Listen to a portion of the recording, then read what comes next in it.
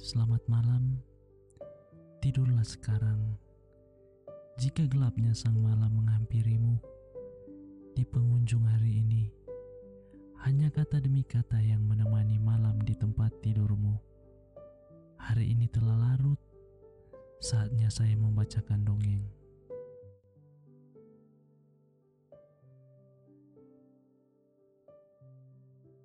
Cerita yang pertama, kelinci yang sombong dan kura-kura. Di satu hutan rimba yang lebat, terdapat satu sungai jernih yang bisa menjadi tempat berkumpulnya para binatang. Pada suatu hari, di tepi sungai itu, para binatang sedang berkumpul. Mereka terlihat sedang berbincang dengan amat seru. Salah satu binatang yang berkumpul itu adalah kura-kura. Tiba-tiba, kelinci datang dan mengacaukan semuanya. Kelinci yang sangat suka mengacau. Lihatlah, teman-teman, kakiku panjang. Aku bisa berlari cepat. Tidak seperti kura-kura, ucap kelinci sambil melirik ke arah kura-kura. Kura-kura yang mendengar pun merasa jengkel. Aku tidak lamban. Aku hanya tak ingin terburu-buru, balas kura-kura. Akui saja, jika kau memang lamban. Kura-kura, ledek kelinci.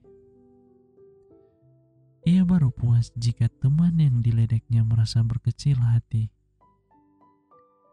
Aku akan membuktikan bahwa aku bukan binatang yang lamban. Bagaimana jika kita lomba lari tantang kura-kura? Mendengar tantangan kura-kura, kelinci tertawa terbahak-bahak. Ia mengira kura-kura hanya bercanda. Sementara itu, teman-teman binatang yang lain merasa kasihan kepada kura-kura. Apa kau takut, kelinci? Tanya kura-kura. Karena tak mau diremehkan, kelinci langsung menerima tantangan kura-kura. Mereka pun sepakat akan bertanding esok hari. Malam itu, kura-kura tak bisa tidur. Ia harus memikirkan tantangan kepada kelinci dan bagaimana cara memberi pelajaran kepada kelinci agar ia tidak sombong lagi. Pagi harinya, semua binatang berkumpul di tepi sungai. Mereka hendak menyaksikan pertandingan lari antara kura-kura dan kelinci. Aturannya adalah kita harus berlari memutari hutan ini dengan menyeberangi jembatan di ujung jalan sana. Lalu kembali lagi ke sini, jelas kura-kura. Kelinci hanya mengangguk setuju. 1, 2, 3, lari. Pertandingan pun dimulai.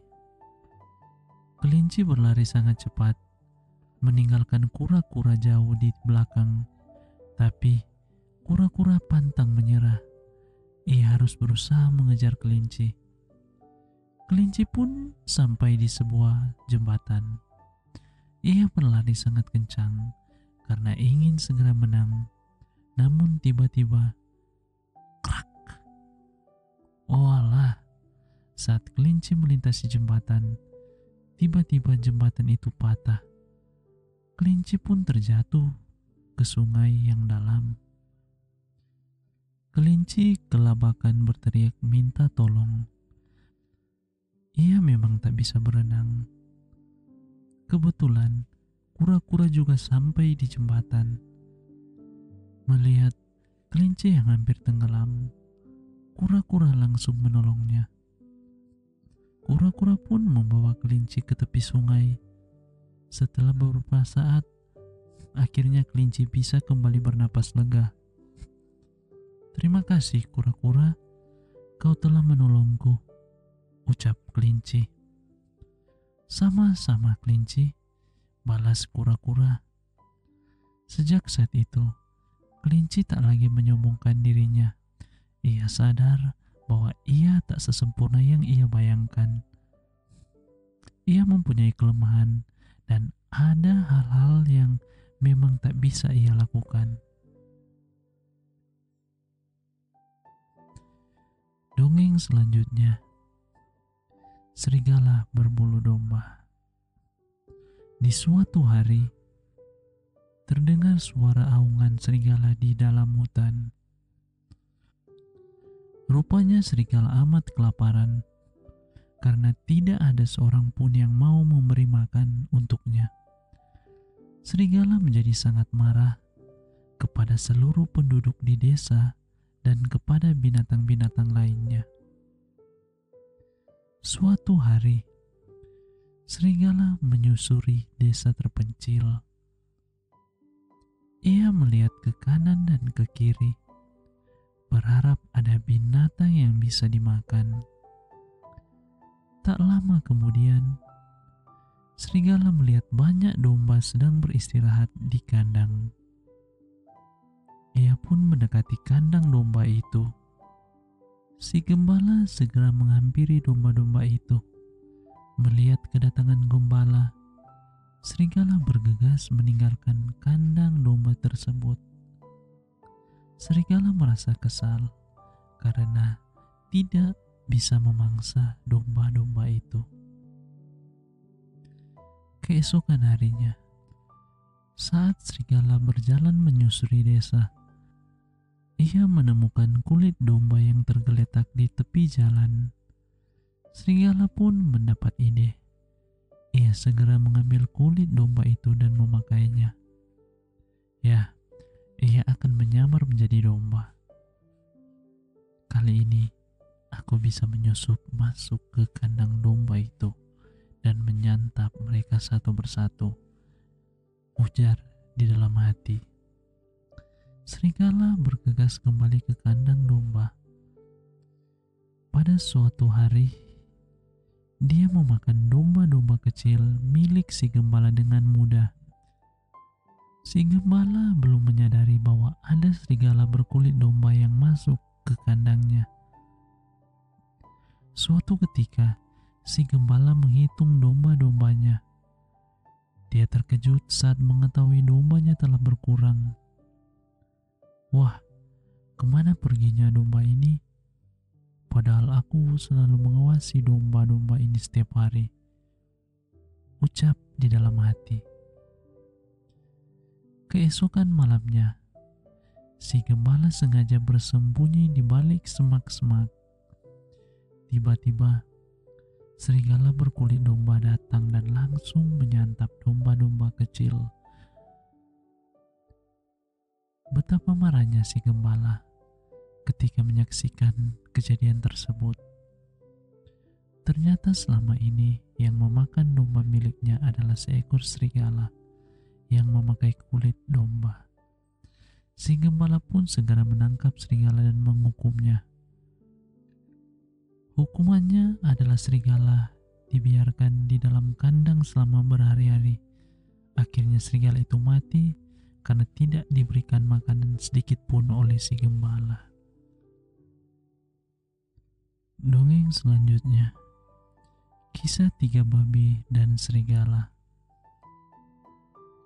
Suatu hari, di sebuah hutan, hiduplah satu buah keluarga babi yang terdiri dari 3 anak dan seorang ibu babi. Suatu ketika, sang ibu memanggil ketiga anaknya. Ia ingin ketiga putranya tersebut untuk hidup mandiri dan membangun rumah sendiri. Tapi sang ibu pun berpesan untuk selalu waspada terhadap serigala. Akhirnya, ketiga babi tersebut pergi dan mulai membangun rumahnya. Kakak sulung akan membuat rumah dari jerami kering. Ia pun mulai mencari jerami tersebut di hutan. Ia tidak mau bersusah payah mencari bahan-bahan lainnya selain jerami, karena jerami kering mudah dicari. Ia pun sangat senang melihat rumahnya sudah siap dihuni. Kakak kedua pun sibuk membuat rumah yang terbuat dari kayu. Namun, karena sifatnya yang malas, ia tidak mau menebang pohon untuk mendapat kayu yang kuat. Ia hanya mencari kayu lapuk untuk dijadikan rumah. Ia pun tersenyum senang melihat rumahnya. Sementara babi bungsu, ia masih sibuk membuat rumahnya. Ia membuat rumah dari batu bata. Dengan sangat tekun, ia menyusun batu bata tersebut dan menyatukannya dengan semen. Kedua kakaknya datang melihat rumah yang belum jadi tersebut. Mereka pun menertawakan babi bungsu. Namun babi bungsu tidak menghiraukan kedua kakaknya. Ia tetap melanjutkan pekerjaannya. Di balik semak-semak, ternyata ada seekor serigala yang memperhatikan ketiga babi tersebut. Ia pun mendatangi rumah babi sulung. Sang serigala terus-menerus memanggil babi sulung dan membujuknya agar mau keluar. Namun babi sulung tetap bertahan di dalam rumah dengan ketakutan. Tiba-tiba serigala meniup rumah yang terbuat dari jerami kering tersebut hingga hancur tak tersisa. Babi sulung pun segera berlari ke rumah babi kedua. Serigala pun kembali mengejar sang babi. Babi sulung pun sampai di dalam rumah adiknya tersebut. Mereka segera berpelukan karena ketakutan. Serigala kembali membujuk mereka untuk keluar. Namun, kedua babi tersebut tidak menjawab. Ia pun kembali meniup rumah babi yang terbuat dari kayu lapuk hingga berterbangan dan hancur. Kedua babi tersebut langsung berlari ke rumah babi bungsu. Di sana mereka merasa aman. Karena kesal, serigala meniup rumah babi bungsu dengan sekuat tenaga. Namun serigala tidak dapat merobohkan rumah babi bungsu karena rumah tersebut sangat kokoh dan kuat yang terbuat dari batu bata dan semen tersebut. Akhirnya serigala tersebut kehabisan tenaga. Ia pun kembali ke dalam hutan dengan tubuh yang sangat lemas karena kehabisan tenaga. Ketiga babi tersebut sangat senang karena terbebas dari serigala yang menakutkan tersebut. Kedua babi pun merasa menyesal karena sudah merasa bangga dengan rumah yang mereka buat dan menertawakan adiknya yang membuat rumah dengan kokoh. Mereka pun berjanji akan membuat rumah yang sangat kuat dan kokoh seperti rumah adik babi bungsu.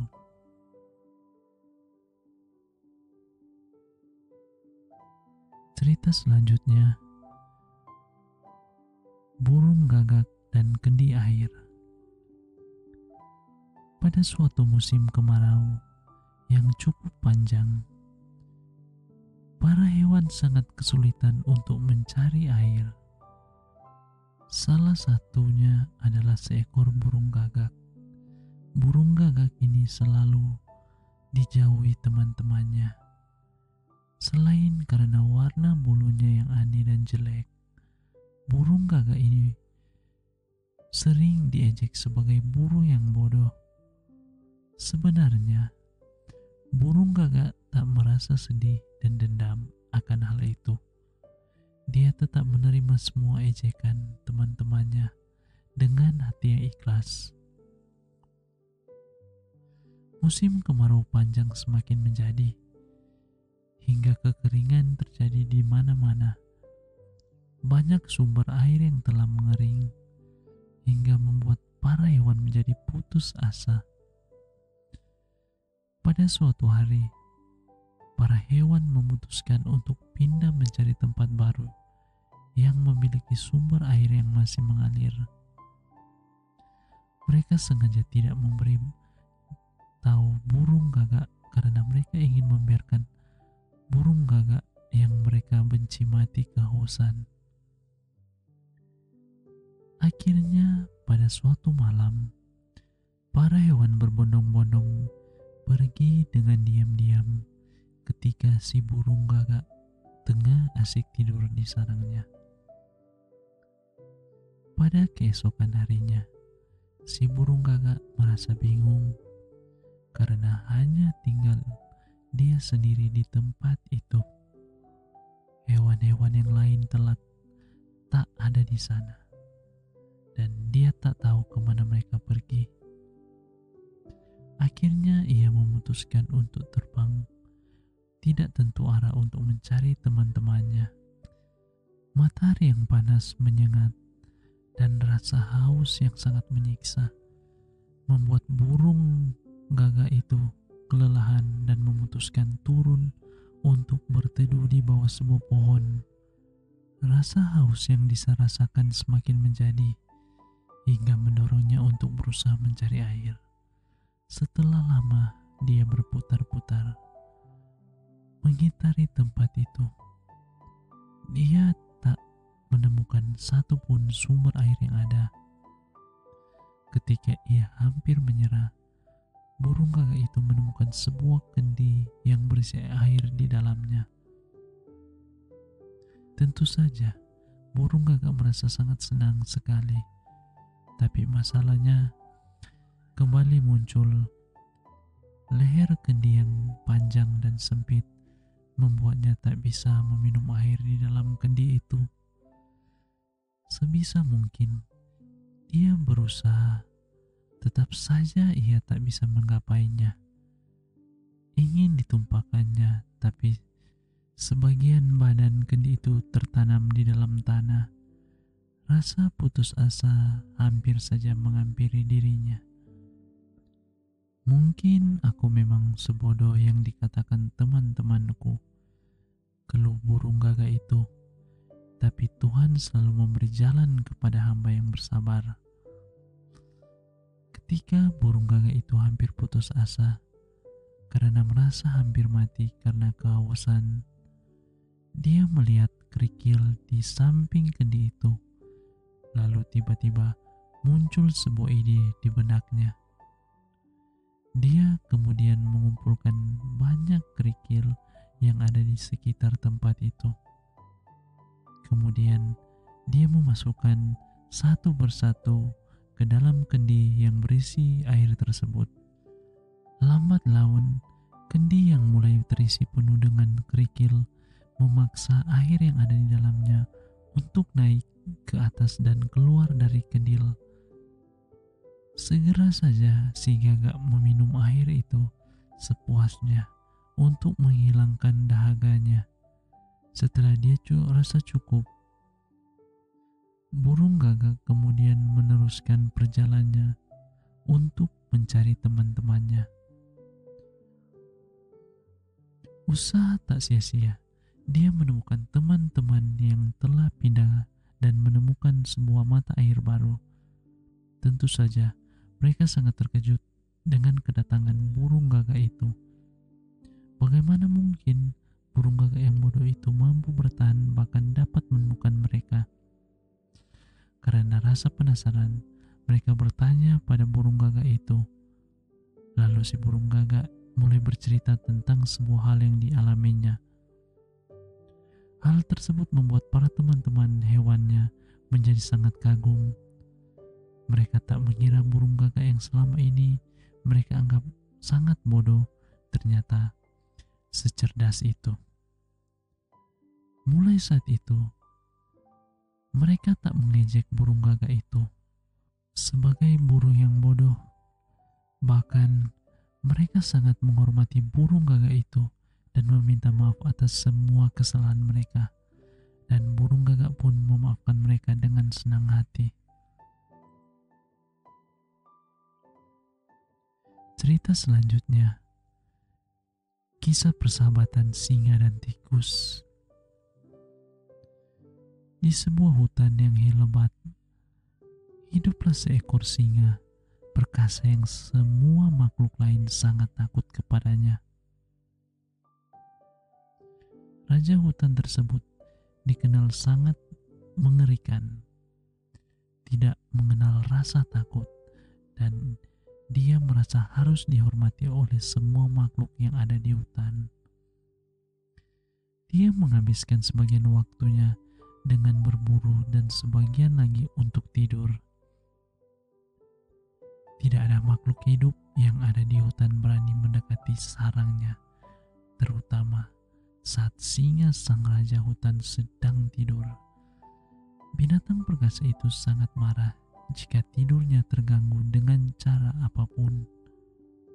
Tapi suatu hari, tikus kecil sangat penasaran, ingin melihat bagaimana sarang singa si raja hutan. Dengan niat yang bulat, dia berangkat ke gua di mana singa biasa beristirahat. Namun, ketika dia sampai, dia tidak melihat adanya sang raja hutan. Dia pergi ke suatu tempat. Apakah dia akan segera kembali? Timbul pertanyaan dalam hati si tikus kecil. Untuk mengobati rasa penasarannya, si tikus kecil masuk menyelinap ke dalam gua. Gua itu sangat gelap. Di tanah, dia melihat jejak kaki sang raja hutan, dan jejak kaki besar itu membuatnya sangat ketakutan. Sepertinya aku harus kembali segera, pikir si tikus. Namun malang, saat itu terdengar suara langkah kaki singa memasuki gua. Oh tidak, dia akan segera masuk. Apa yang harus aku lakukan? Si tikus gemetar. Ternyata singa si raja hutan hanya pergi untuk minum di sungai, dan dia datang kembali untuk beristirahat. Si tikus bersembunyi di dalam gelap gua dan melihat bayangan besar singa jatuh di lantai. Singa duduk dekat pintu masuk gua dan beristirahat, kepalanya di kaki yang besar. Segera ia tertidur pulas. Seluruh gua tampak bergetar dengan mendengkur keras raja hutan. Si tikus berusaha menyapa keluar secara diam-diam, yang dia biasa. Segera ia berada di dekat pintu masuk.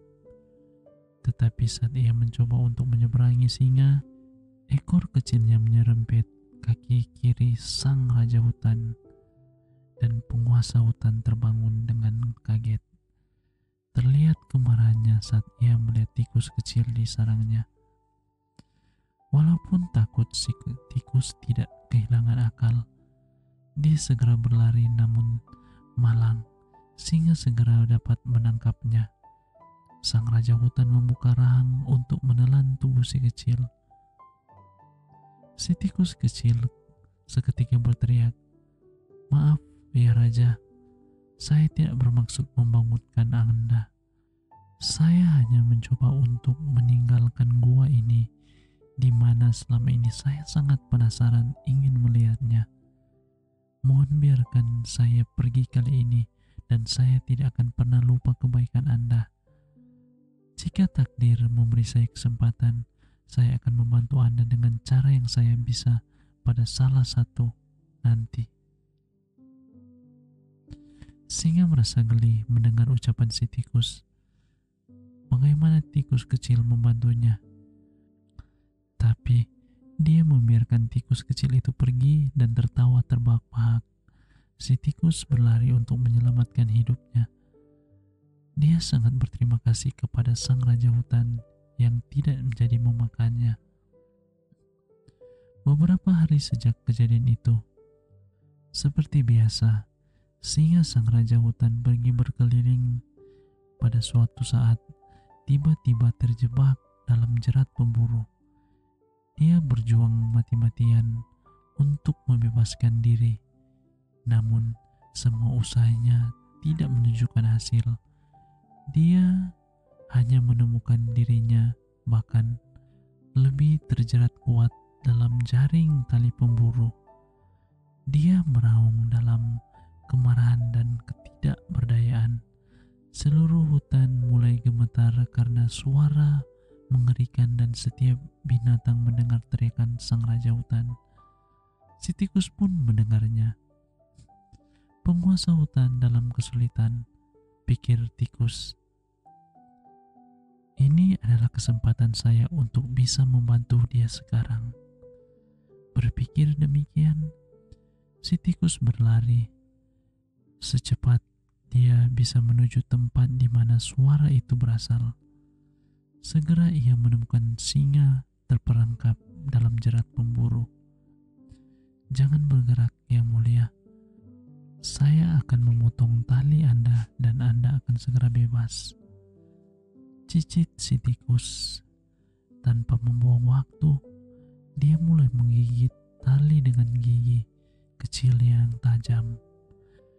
Segera singa itu terbebas. Saya tidak percaya, menyangka bahwa Anda bisa membantu saya. Selama ini saya salah, kata singa rendah hati. Dan akhirnya dua makhluk itu menjadi sahabat terbaik mulai hari itu.